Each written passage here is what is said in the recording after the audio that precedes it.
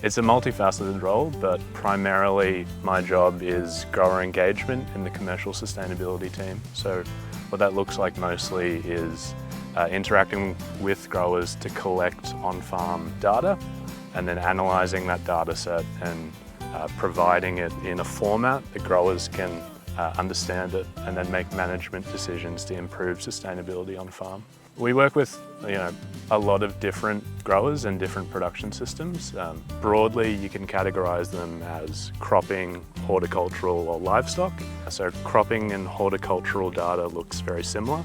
Mostly it's about what sort of fertilisers and chemicals have been used in the production system. And in a livestock sense, it's all about how many head of cattle or sheep are on the property, how heavy they are, and how that changes over the year. Working in the agriculture industry, everything revolves around the harvest cycle. So it's definitely cyclical in terms of busy periods and quieter periods.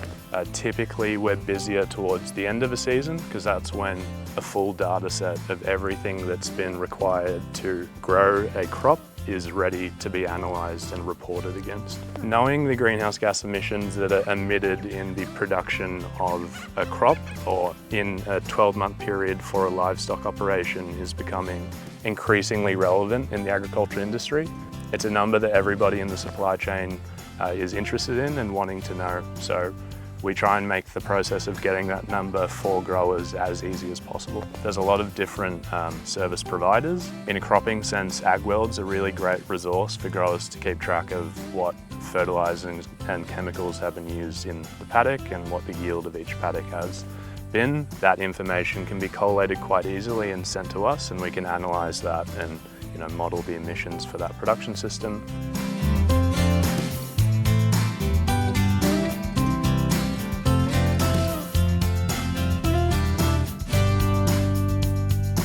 The way I think about it is we're collecting information to present to growers in a way that they can make an informed management decision, mostly about minimising the environmental impact of their production systems. A key figure that we generate for growers is called emissions intensity. So that number's looking at how much was emitted to produce a tonne of that specific crop or a kilogram of that specific product. So when a supply chain is looking at purchasing products from growers, they can understand how much was emitted on farm in the production of that product, and then growers, well, that information can flow down the supply chain to the consumer. That emissions intensity number is intrinsically linked to production efficiency, right? So the largest source of emissions in a cropping sense is nitrous oxide that's lost through the application of nitrogen fertiliser. So maximising the amount of nitrogen that stays in the cropping system is a really key thing for production efficiency and economic efficiency on farm, and it's intrinsically linked to reducing greenhouse gas emissions as well.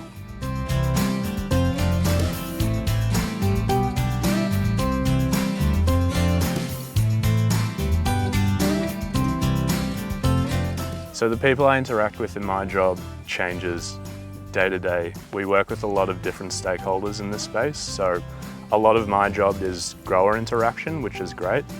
It's a great thing to work with a grower to try and improve the production efficiency of their production system. Outside of that, I'm also interacting with other groups inside Nutrien. So working with farm advisors, the agronomy team, and also dealing with the research sort of academic world as well. I mean, communication varies depending on who you're dealing with, obviously. Everybody has a preferred way of how they're communicated with, so, obviously try and meet them where they want to be met, but, a lot of the job is going out on farm and having one-on-one conversations around the kitchen table, which is lovely, but there's definitely a lot of communication, virtually, whether that's on the phone or over a video conference call.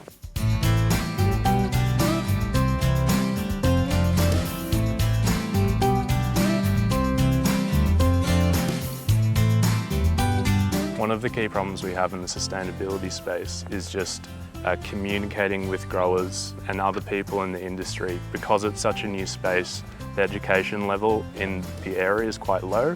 So in terms of dealing with that problem, we just have to provide education to people in the supply chain and farmers so that they can understand this space and begin to make some informed decisions. You can only start from where you're starting from, so there is a broad range in terms of where different farms are on the sustainability journey, but the main thing is knowing where you're starting from so you can sort of begin to chart a way to get to where you need to be in the future.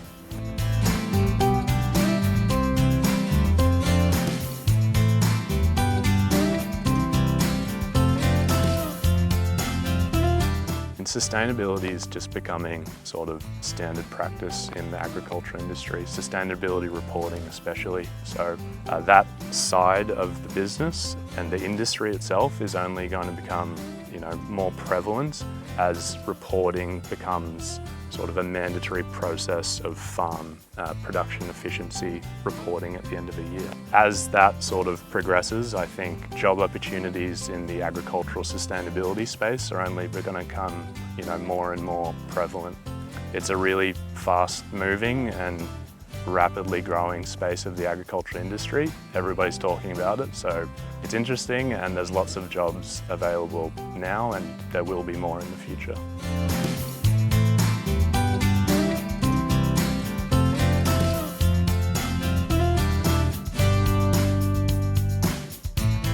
I took a pretty curly route into my role, so starting as a Bachelor of Arts at Monash, no real connection to the ag industry. Fell into a Bachelor of Ag at Melbourne, took that into a Masters of Geospatial Science at RMIT, and then outside of that Masters I went into the Graduate Development Program for Nutrien, which is really good to give me sort of an overview of all the different aspects of the agricultural industry, which has served me really well.